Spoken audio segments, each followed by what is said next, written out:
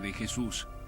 Quiero saber quién era y por qué tuvo un impacto tan grande en la historia. Acompáñenme en un viaje para descubrirlo. A fin de descubrir la diferencia entre los hechos y la ficción, conoceré a los arqueólogos, eruditos y hombres de fe más importantes del mundo. Los antiguos evangelios han sido puestos en entredicho y otros nuevos han sido encontrados.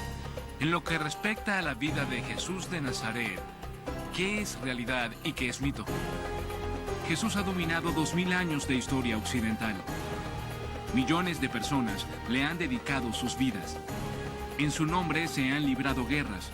Pero en realidad, ¿quién era este hombre? Esta es mi búsqueda de la verdad. La vida desconocida de Jesús.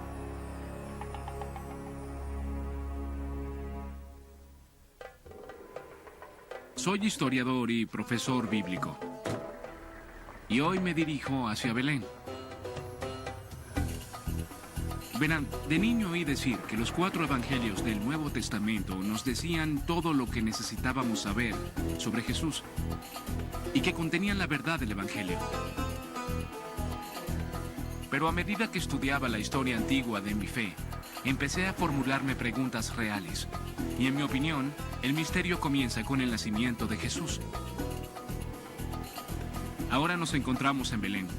Hemos cruzado hacia Cisjordania. Es como si hubiéramos llegado a otro país, con una frontera, un muro y una cerca. Esta es la realidad de la Tierra Santa. Belén es hoy en día una bulliciosa ciudad palestina.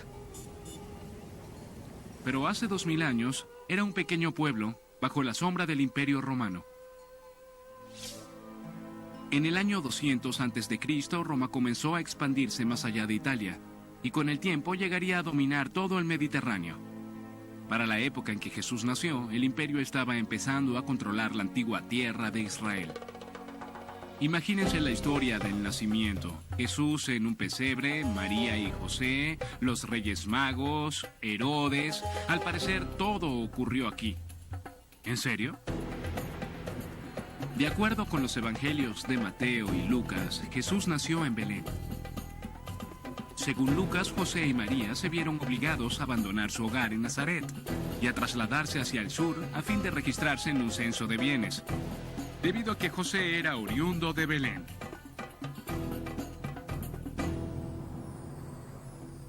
Muchos de los eruditos bíblicos más importantes del mundo cuestionan esta parte de la historia. Entre ellos el sacerdote dominico Jerome Murphy O'Connor. ¿Por qué cree que el censo no ocurrió? Conocemos, por ejemplo, las normas de los censos romanos de Egipto, y todas estipulan lo que uno esperaría, que todos permanecieran en sus hogares. Claro, ¿para qué viajar para censarse? Uno se puede censar donde vive y trabaja. Además, con el trastorno económico era totalmente imposible. Y por la fecha en la que, según Lucas Quirino condujo el censo, sí se hizo aquí un censo, pero fue mucho después.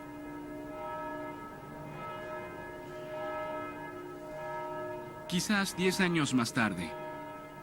Y sin el censo, la familia sagrada ni siquiera tenía razón para estar en Belén. Permítanme decirles algo. Esta nación crea un conflicto real para quien, como yo, fue criado con estas tradiciones. La iglesia de la Natividad se erige sobre el mismo lugar en el que, según la tradición, Jesús nació. La escena del pesebre que vemos, representada todos los años durante la Navidad, ocurrió supuestamente justo aquí. Ahora no estoy tan seguro. Una de las personas que ha cuestionado seriamente toda la historia del nacimiento es el famoso historiador bíblico John Dominic Crossan. ¿Cree que el nacimiento fue un hecho histórico? No creo que el nacimiento sea un hecho histórico, ni que el Evangelio de Mateo, ni el de Lucas. Todos los detalles son muy diferentes, los combinamos en nuestros pesebres, pero son distintos. Considero que cada versión es más parábola que historia. ¿No cree que haya sucedido? No, por ejemplo, Mateo presenta a Jesús como el nuevo Moisés. Herodes asesina a los niños, al igual que lo hizo el faraón en el Éxodo. Es una parábola poderosa, pero no es un hecho histórico. John Dominic Crossan me recuerda una historia que todos hemos escuchado al menos una vez. Los Reyes Magos, provenientes del este, predicen el nacimiento del Mesías y le dicen al perverso rey Herodes que ha nacido el verdadero líder del pueblo judío. Entonces Herodes ordena el asesinato de todos los recién nacidos de Belén, en lo que se conoce como la matanza de los inocentes. John Dominic tampoco cree que este sea un hecho histórico, pero es un hombre de fe, por lo que le pregunto si se le dificulta lidiar con el conflicto entre los hechos y la fe. ¿Es difícil vivir en este conflicto? En mi opinión, se trata del conflicto de la vida. Sí. Supongo que debo confesar que nunca me pareció difícil, sino emocionante. Uno de los personajes de la historia del nacimiento que me causa fascinación es el rey Herodes el Grande. Y no hay duda de que haya existido. Era el rey judío de la provincia de Judea en la época del nacimiento de Jesús. Durante su reinado, Judea fue devorada lentamente por el Imperio Romano. ¿Cómo sé que existió? Porque su nombre aparece en todos los libros de historia, y las ruinas de sus construcciones están por todo el Israel de la actualidad. Quiero encontrar la verdad que hay detrás de este famoso villano y su relación con Jesús. El mejor lugar para encontrarla se llama Cesarea. Cesarea es la ciudad portuaria que Herodes diseñó y erigió desde cero, justo antes del nacimiento de Jesús. Se trataba de una verdadera obra maestra, el puerto más grande del Imperio Romano. Herodes intentó construir una pequeña Roma dentro de Israel.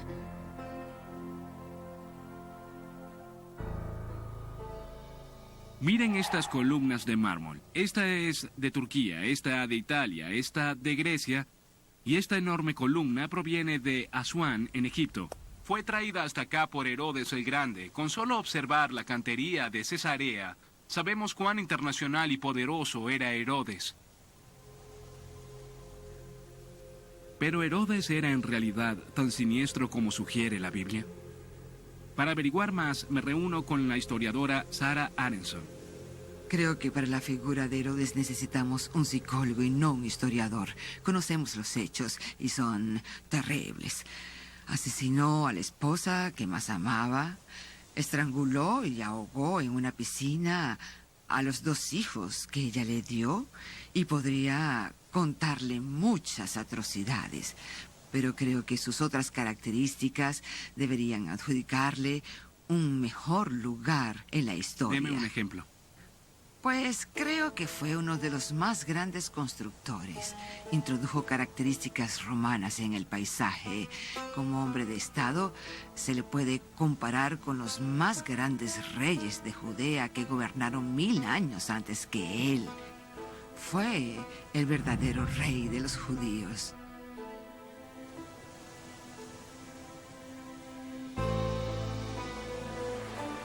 Así que Herodes fue tanto un monstruo como un rey brillante. Pero la verdad es que quizá nunca haya oído hablar de nadie llamado Jesús, ni ordenado la matanza de los inocentes. Pero Cesarea me ha demostrado que sí llevó al Imperio Romano muy cerca de Jesús. Creo que nunca me había percatado del poderío del Imperio Romano, no solo en lo que se refiere a su fuerza militar, sino que además invadieron por completo cada aspecto de la cultura, desde el arte y la belleza hasta el comercio. No se podía escapar de su influencia. No podemos determinar con precisión dónde se encontraba Jesús para el momento en que Herodes murió, pero poco tiempo después hizo su aparición en un pueblo del norte llamado Nazaret.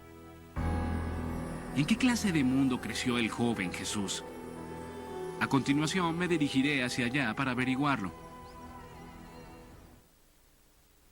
Del 17 al 23 de marzo, Discovery te invita a reflexionar sobre el tema de lo sagrado. ¿Qué hace falta para ser santo en este siglo? ¿Cómo funciona realmente el Vaticano? ¿Qué hay detrás de la historia de Jesús? Una semana con documentales en estreno para indagar, profundizar y encontrar respuestas. 7 días de reflexión, solo en Discovery Channel.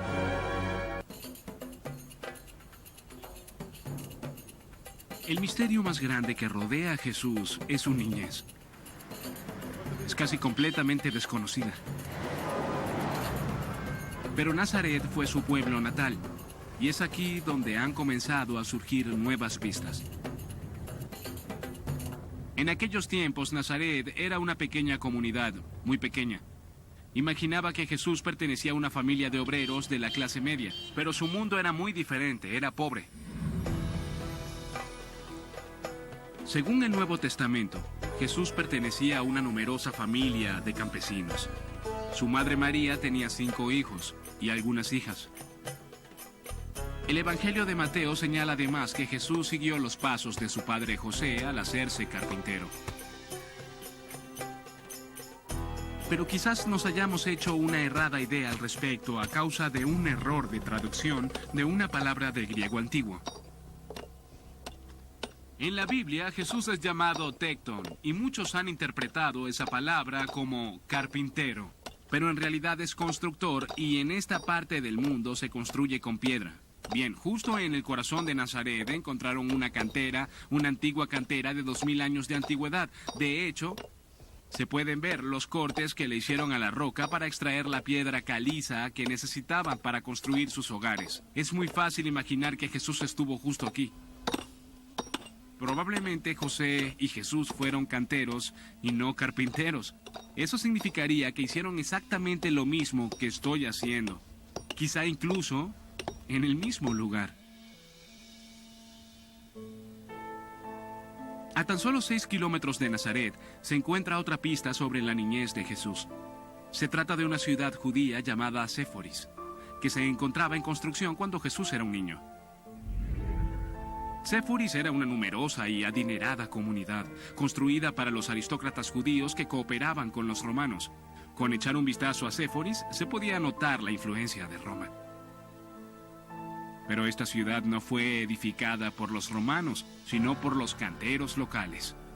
Creo que Jesús podría haber trabajado aquí junto a su padre José, no como carpintero, sino como cantero. Es probable que en su juventud haya contribuido con la construcción de Séforis, sintiendo no solamente el sol abrasador, sino también el peso de la ocupación romana.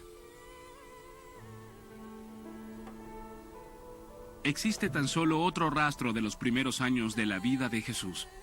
El Evangelio de Lucas habla del día en que a los 12 años se alejó de sus padres en Jerusalén y estos tuvieron que ir en su búsqueda.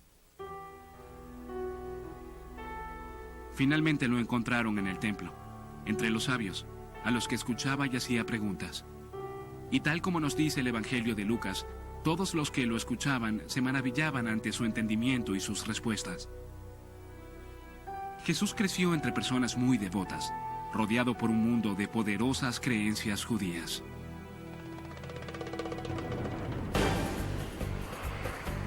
Un reciente descubrimiento ha abierto una ventana hacia ese mundo y quiero averiguar más. Así que me dirijo hacia el este, acompañado por mi buen amigo el arqueólogo Brian Schultz. Nuestro destino es un área remota llamada Qumran, cerca del Mar Muerto. Se trata de uno de los lugares más calientes y desolados de la Tierra. En 1947, las cabras de un pastor beduino se adentraron en una cueva remota en lo alto de los precipicios de Qumran. Según cuenta la historia, el pastor la siguió y se sorprendió al encontrar unos antiguos jarrones apilados en el fondo de la cueva, rotos en su mayoría. En ellos se encontró atados de textos antiguos que llegaron a ser conocidos como los manuscritos del Mar Muerto. Se trataba de documentos de 2000 años de antigüedad, en los que se narraba en detalle las creencias de una secta judía llamada los Esenios. Y ahora, los restos de su comunidad de Qumran también han sido desenterrados. ¿Aún crees que eso fue lo que ocurrió en Jerusalén? Quizá el descubrimiento de los manuscritos del Mar Muerto produjo una pequeña revolución en la interpretación del mundo de Jesús. Sin duda se necesita de mucho esfuerzo para vivir aquí en el desierto. ¿Qué los motivaba? Creían que estaban viviendo en los últimos tiempos, que el fin del mundo, como lo conocemos, o como ellos lo conocían, estaba muy cerca. Significaba que Israel ya no sería gobernado por un rey extranjero, que sería el fin del mal, y que Dios gobernaría desde Jerusalén. Creo que esa es una de las principales diferencias. Brian me dice que los esenios vivían las creencias judías de forma radical. Muchos grupos sociales. Estaban obsesionados con la pureza y con el apocalipsis que se avecinaba. Sin duda a los esenios les preocupaba mucho la pureza ritual. ¿Por qué? Uno de sus textos, capítulo 40 del libro de Isaías, dice: una voz clama, abran el camino de Yahvé en el desierto. Creían que debían venir al desierto y preparar el camino del Señor, es decir, purificarse ritualmente. La Biblia nos dice que para ser puros debemos bañarnos en agua.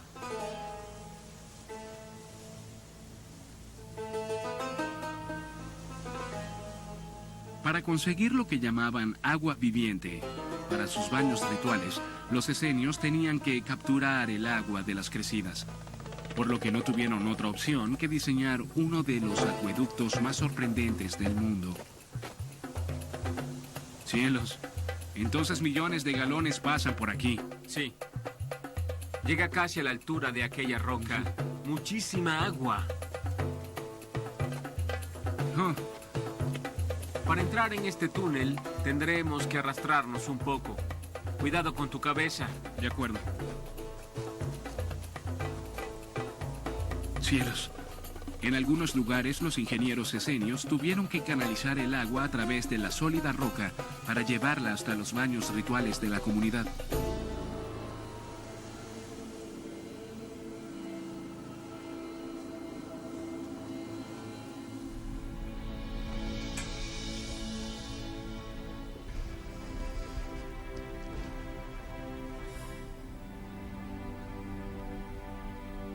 Esto es el santuario del libro, un museo donde albergan los manuscritos del Mar Muerto. Realmente estos textos son invaluables. Nos permiten echar un vistazo al mundo judío del siglo I del que Jesús emergió. Pero Jesús obtuvo sus ideas de estos manuscritos.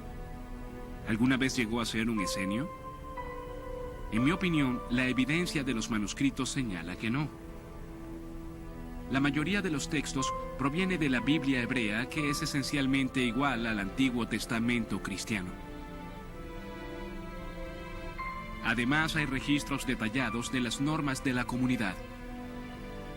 Todos dejan en claro que los esenios fueron una estricta y conservadora secta judía que no admitía a los extraños. Ese hecho, aunado a sus obsesiones apocalípticas, los hace parecer muy distintos a Jesús. Jugaban un rol importante en su mundo, pero él no era parte de ellos. Y aún necesito averiguar cómo Jesús se convirtió en quien fue. Para averiguar aún más, me dirijo al lugar en el que vivió. Enseñó y predicó un mensaje que era original y revolucionario.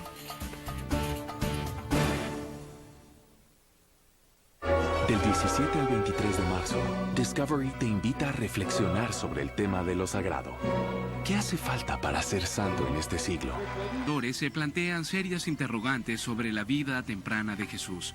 Pero de algo están completamente seguros. Jesús vino acá cuando tenía 30 años de edad y empezó a predicar y a curar a los enfermos cerca de las costas del mar de Galilea. Jesús en realidad no predicaba sobre el apocalipsis y no estaba obsesionado con la pureza ritual. Vivió en una época de feroz opresión romana, pero increíblemente el suyo era un mensaje de paz. No puedo evitar contemplar estos campos y este lago. Esto fue lo que Jesús vio. Fue aquí donde caminó y donde habló con sus discípulos. Fue en este paisaje que creó todas esas increíbles imágenes y todas esas hermosas metáforas. Jesús dejó su impronta en el mundo como sanador y profeta. Sus palabras tocaron una fibra muy especial en quienes lo rodearon. Y curiosamente, la mitad de todos sus discípulos eran pescadores. El Evangelio de Mateo dice: Caminaba Jesús a orillas del lago de Galilea y vio a dos hermanos, Simón y Andrés, que echaban las redes al agua porque eran pescadores. Jesús les dijo: síganme y los haré pescadores de hombres.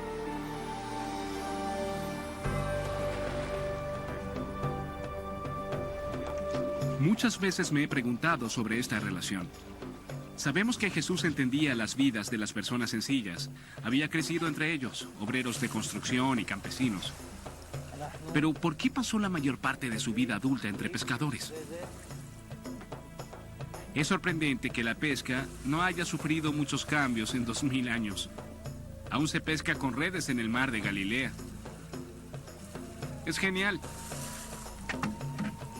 Jesús dijo que el reino de Dios era como una red que se echa al mar. Al volverla a sacar, está llena de todo tipo de peces. Luego se separa los buenos de los malos. No hay duda de que Jesús era un gran predicador y en parte su grandeza obedece a que utilizaba imágenes sencillas de la vida diaria que cualquiera podía entender, fuera rico o pobre.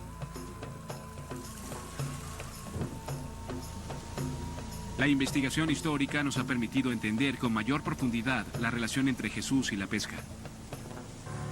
Justo antes de que Jesús empezara a predicar en el año 24, se introdujo un nuevo sistema de régimen tributario que aumentó los impuestos pagados por los pescadores. Los querían obligar a vivir en la miseria. Quizás eso los hizo tan receptivos al mensaje de esperanza de Jesús sobre la existencia de otro camino.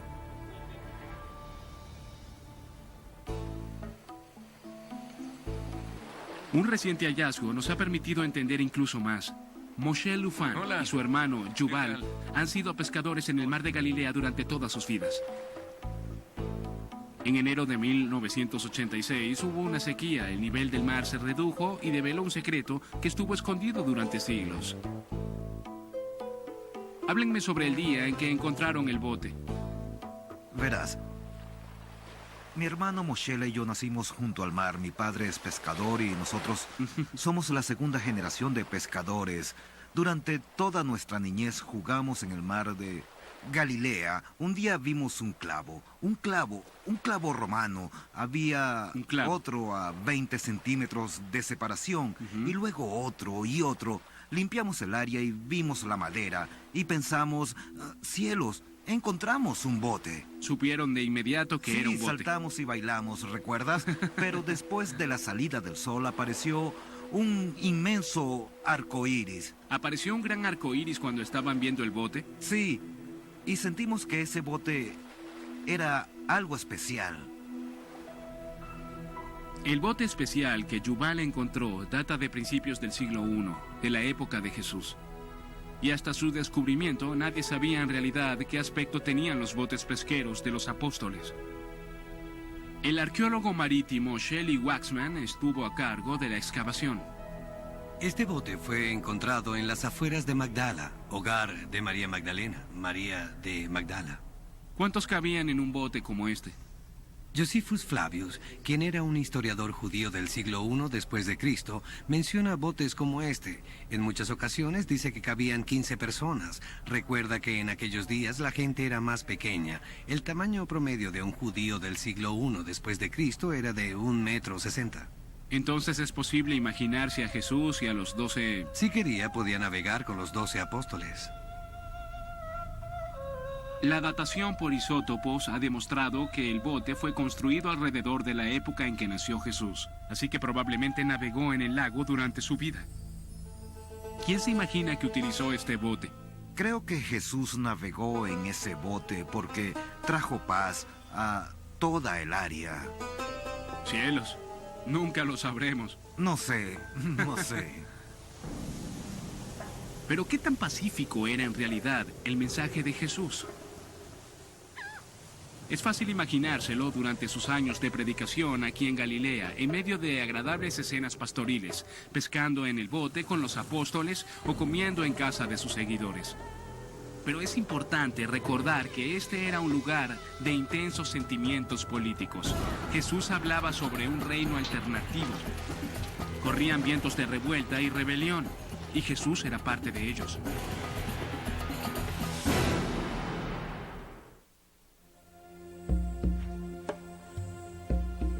Cada mañana despierta una cebra y conoces las reglas. Si eres fanático de Discovery Channel, tienes otra opción para seguir. Jerusalén. No conozco otra ciudad como esta, tan hermosa o desgarrada por siglos de conflicto religioso y político. Estoy en el Monte de los Olivos. Según los evangelios, Jesús entró en Jerusalén por aquí durante el Domingo de Ramos, pero la ciudad que vio era muy distinta a la que veo yo hoy. La Jerusalén de Jesús era una Jerusalén antes del cristianismo, antes del Islam. Era enorme para los estándares de la época. Hogar de aproximadamente 100.000 personas. En el centro de la ciudad se encontraba el corazón simbólico del judaísmo, el gran templo, el más sagrado de todos. Los romanos saquearon Jerusalén y destruyeron el templo en el año 70, tan solo 40 años después de la muerte de Jesús. Hoy en día lo único que queda en pie es el recinto exterior, llamado muchas veces el Muro de los Lamentos o de las Lamentaciones. Los fieles vienen aquí a recordar y a orar. Es uno de los lugares más sagrados de la tierra. El templo en el que Jesús oró puede que haya sido destruido, pero cerca de aquí se encuentran antiguos vestigios de la ciudad que conoció. Calles, mercados, casas. Jerusalén es el destino final de Jesús. Fue aquí donde decidió tomar una singular e irreversible medida. Cerca de aquí sucedió algo que selló el destino de Jesús. Me dirijo a ver uno de los más destacados eruditos bíblicos de nuestros días, John Dominic Crossan. Espero que me pueda contar más sobre ese día. El día en que Jesús entra en el gran templo por última vez. ¿Por qué Jesús se metió en problemas en el templo? Porque fue para crear problemas al manifestarse contra la colaboración de los altos sacerdotes con el poder romano. ¿Fue intencional? Ya lo creo. Y lo hizo durante la Pascua, el momento más volátil del año. El Nuevo Testamento dice, después de llegar a Jerusalén, Jesús entró en el templo y echó fuera a todos los que vendían y compraban en los patios. Derribó las mesas de los que cambiaban monedas, lo mismo que los puestos de los que vendían palomas, y les declaró, Dios dice en la Escritura, mi casa será llamada casa de oración, pero ustedes la han convertido en cueva de ladrones. Entonces Jesús entra en el templo y derriba las mesas. ¿Por qué? El templo es la casa de Dios. Pero en ese momento era dirigido por las autoridades eclesiásticas, quienes tenían que colaborar con la autoridad imperial romana. En tiempos de Jesús, Roma era el imperio que gobernaba, y Jesús estaba inmerso en su propia tradición judía. Con su reacción, Jesús señala que no es así como Dios quiere que funcione el mundo, y eso es subversión. Entonces, ¿cree que el mensaje de Jesús era subversivo en lo que al imperio se refiere? Era muy subversivo y pertenecía a la larga tradición de la Torá judía, de los profetas judíos, quienes habían insistido desde la época de los egipcios en que Dios estaba en contra del imperio porque era injusto. Creo que en realidad nunca había entendido el gran poder político de las acciones de Jesús. Su contexto político desapareció en el cristianismo que conozco. Creo que a la mayoría le gusta imaginarse un Jesús con una limpia túnica blanca, un fajín azul y el cabello largo. Esas son las imágenes con las que crecí.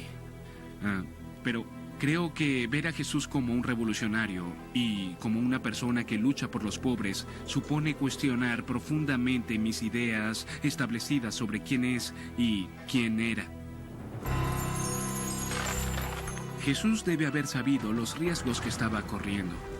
Sabía lo que les había sucedido a muchos de los líderes judíos que lo antecedieron. Invocar abiertamente el juicio de Jerusalén significaba tomar un camino que solo conducía a un lugar.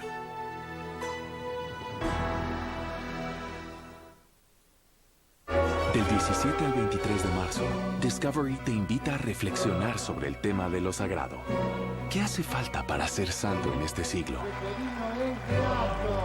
¿Cómo funciona realmente el Vaticano? ¿Qué hay detrás de la historia de Jesús? En las afueras de... Pocos días después de que Jesús reprendió a los sumos sacerdotes del templo, estos le pidieron a los romanos que lo juzgaran. Fue arrestado, entregado a las autoridades de Roma y condenado a muerte.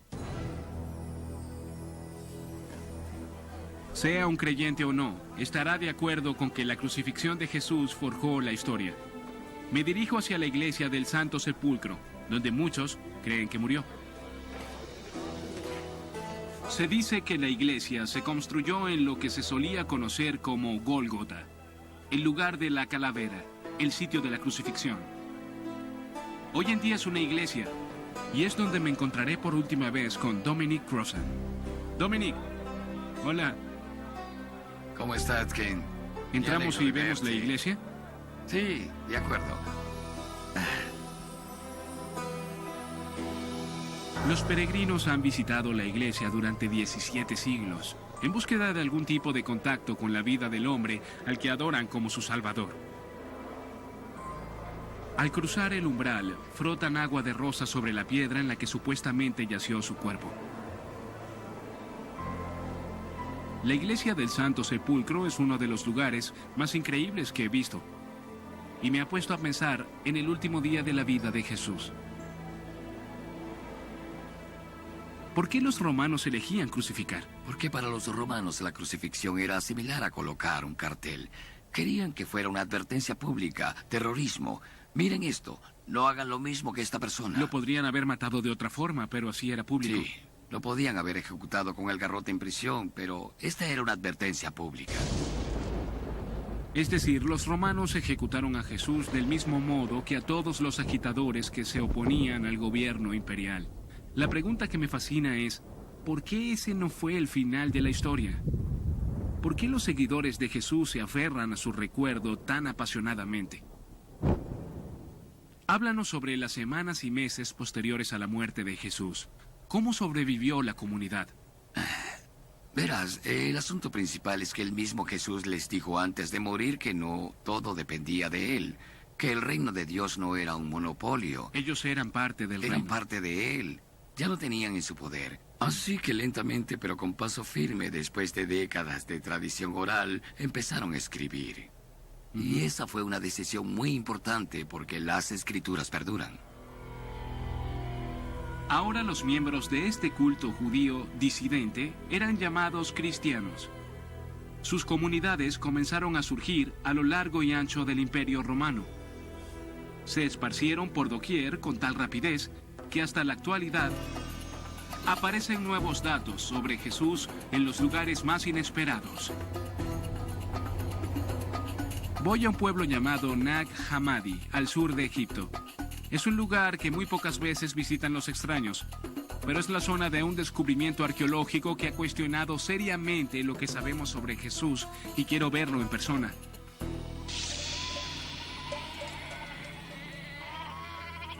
Estoy aquí con una de las autoridades mundiales del hallazgo. ¿Qué dices, Kent? El Dr. Marvin Meyer. Sí, vamos. Me cuenta que en 1945 dos hermanos excavaban una pared del precipicio en búsqueda de fertilizante, cuando se toparon con algo muy inusual. Se trataba de un enorme jarrón enterrado en la arena. Lo más probable es que haya estado cerca de este lugar. Dentro de él encontraron algo increíble. Evangelios perdidos sobre la vida de Jesús. Algunos tan antiguos como los del Nuevo Testamento. Hoy en día se les conoce como los Evangelios gnósticos. Habían sido copiados y enterrados siglos atrás por los monjes de un monasterio cercano llamado San Pacomio, quienes recibieron la orden de destruirlos por considerárseles heréticos. pero en vez de obedecer, los escondieron. Ayúdanos a entender cómo debe haber sido para esos monjes venir hasta acá a enterrar esos manuscritos. Lo cierto es que si los leyeron y los consideraban como fuente de inspiración, se les habría hecho muy difícil quemarlos o lanzarlos al río. Querían que de alguna forma se conservaran. Debían deshacerse de ellos, pero ¿cómo deshacerse de algo que amas? Cierto. No querían hacerlo. Los sellaron en un jarrón. Los hermanos desconocían la importancia de sus descubrimientos, por lo que transcurrieron años antes de que los manuscritos llegaran a manos de eruditos que los pudieran traducir. Cuando encontramos un texto y lo traducimos, permitimos que esa persona recobre su voz. Alguien que entendió a Jesús y que escribió un manuscrito puede volver a hablar. No hay momento más emocionante que ese. Hay cuevas por todo este precipicio, y se nota que los monjes pasaban tiempo dentro de ellas. De hecho, encontré una cubierta con su antigua escritura, la misma que se encuentra en los evangelios agnósticos. Se le conoce como copto, una forma de egipcio antiguo escrito con el alfabeto griego. Estos son salmos. Los monjes subían hasta acá y solamente escribían el principio del salmo, para iniciar la liturgia porque se la habían memorizado. Son hermosos, están escritos en pintura roja natural, increíble. Las escrituras de la cueva me transportan a la época de los evangelios agnósticos y a esos primeros siglos después de la crucifixión.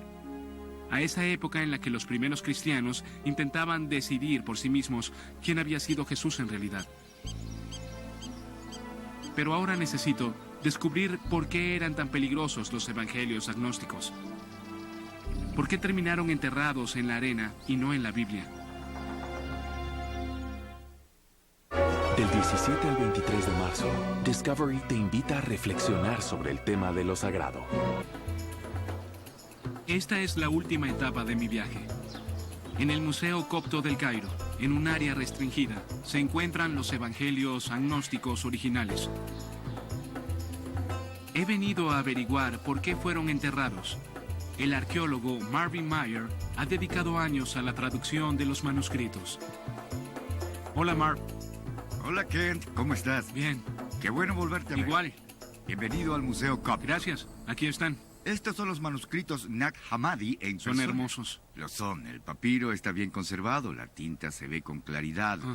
Es maravilloso ver los originales. Lo que me interesa saber es ¿por qué eran peligrosos? ¿Por qué los enterraron?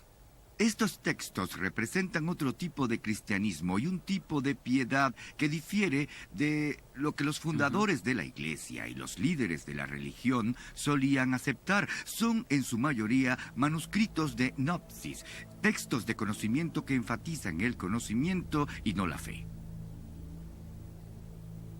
El Nuevo Testamento tiene 4 evangelios. Aquí hay más de 12. El texto que es tan controversial es el Evangelio de Tomás. ¿Por qué? Porque pone en entredicho la creencia central del cristianismo. Parece dudar de la divinidad de Jesús. Dice, el reino está dentro de vosotros. Cuando os lleguéis a conocer, veréis que vosotros sois los hijos del Padre viviente. En términos generales, la imagen de Jesús del Evangelio de Tomás presenta a Jesús como un maestro de la sabiduría, un sabio judío, por así decirlo. Jesús no hace milagros físicos ni predice el fin del mundo. Al contrario, está en desacuerdo con ese enfoque. No muere por los pecados. ¿Pero muere en la cruz? No hay referencia alguna a su muerte en el Evangelio de Tomás. Y no resucita de entre los muertos al tercer día. Entonces, ¿crees que quizás por eso lo llamaban Tomás el que duda? Su evangelio no insiste en que Jesús es el único Hijo de Dios. Ahora que se conoce la existencia de estos documentos, no los podemos ignorar. Pero, ¿qué impacto tienen? ¿Cómo influyen en la fe?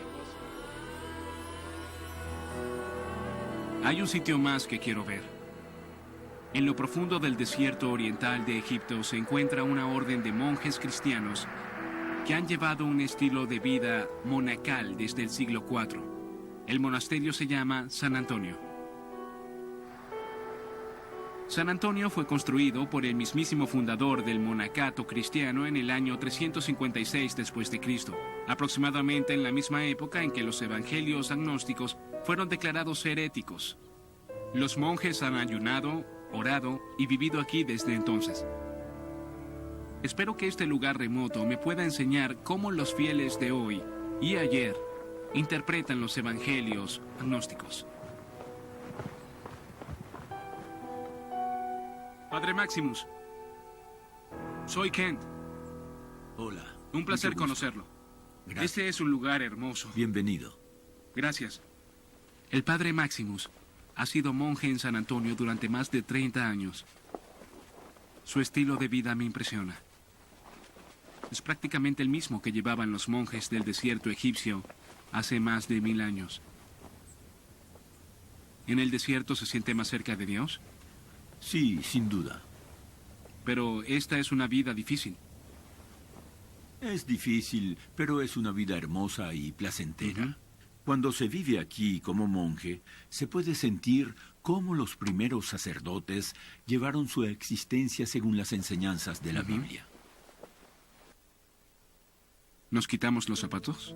Sí, tenemos que dejarlos aquí. Esta es... El Padre Maximus me lleva a la capilla del monasterio, una de las más antiguas del mundo. Vaya. Increíble. ¿Cuántas pinturas? Esta es la iglesia de San Antonio, que fue construida en el siglo IV. En el siglo IV. El edificio, la estructura data del siglo Entiendo. IV. La capilla está cubierta por antiguos frescos coptos. Algunos fueron pintados en la misma época en que los monjes de Nag Hammadi estaban copiando los evangelios agnósticos. Tengo que saber cómo estos nuevos evangelios afectan a un hombre de fe ortodoxa como el Padre Maximus. ¿Cree que estos hallazgos nos dicen algo sobre Jesús? Sí, nos dicen algo sobre Jesús, pero de forma errada. ¿De forma errada? Le dijeron que Jesús no había sido crucificado. Es increíble cómo tomaron algunos símbolos bíblicos y cómo los mezclaron con la mitología pagana. Intentan combinar las dos cosas y eso no es verdad. Entiendo. Eso significa que podemos decir que no son cristianos. Excomulgamos ese movimiento gnóstico de la iglesia y decimos que no es un movimiento cristiano, es algo totalmente diferente. ¿Nos dicen algo sobre Juan Bautista? El Padre Maximus no duda de que los evangelios gnósticos son herejía y que el cristianismo está mejor sin ellos. A mí no me resulta tan sencillo desecharlos. Los evangelios agnósticos parecen ser más importantes. Nos recuerdan que desde el principio hubo tipos distintos de cristianismo y versiones diferentes de Jesús.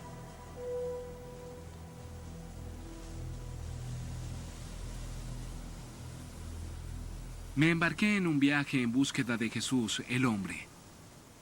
¿Pero a dónde he llegado? Creo que he descubierto que mientras más lo buscamos, más preguntas se acumulan. Me siento muy identificado con el personaje de Tomás, a quien terminaron llamando Tomás el que duda. Dudo de la resurrección de Cristo. Yo tengo mis propias dudas y preguntas sobre la Biblia y sobre la historia de Jesús, pero él era un apóstol y lo fue hasta el final. Y creo que en parte de eso se trata la honestidad, en intentar lidiar con parte de estas ideas. Y creo que ni siquiera Jesús querría que alguien como yo dejara de hacer preguntas. Del 17 al 23 de marzo, Discovery te invita a reflexionar sobre el tema de lo sagrado. ¿Qué hace falta para ser santo en este siglo? ¿Cómo funciona realmente el Vaticano? ¿Qué hay detrás de la historia de Jesús? Una semana con documentales en estreno para indagar, profundizar y encontrar respuestas. 7 días de reflexión, solo en Discovery Channel.